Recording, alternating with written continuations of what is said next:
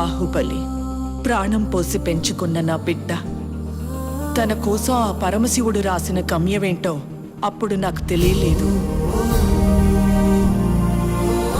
తన మరణం ఒక ముగింపు కాదు, ఓ మహాకార్యానికి ప్రారంభం. తన గమ్యం యుద్ధం, భూత వర్తమాన భవిష్యత్ కాలాలని శాసించి దేవాసుర సంగ్రామం. తప్పుకో విశాసుర, బాహుబలికి శిక్ష తప్పదు. సోదరా ఇంద్ర, నీకు బాహుబలి కావాలంటే నన్ను గెలిచి తీసుకో.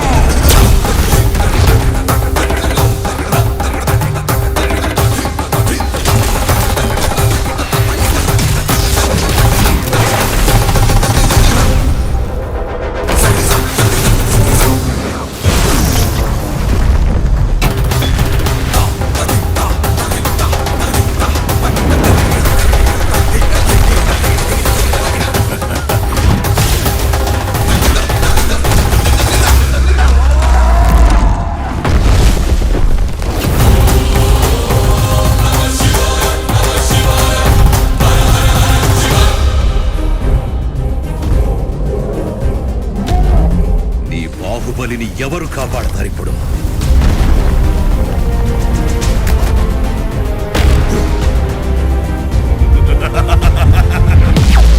జై మహాకాళ! అదే ప్రశ్న ఇంద్ర, ఇప్పుడు నిన్నెవరు కాపాడతారా అని.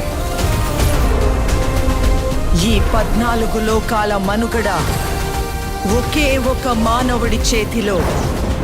ఆ శక్తి పేరే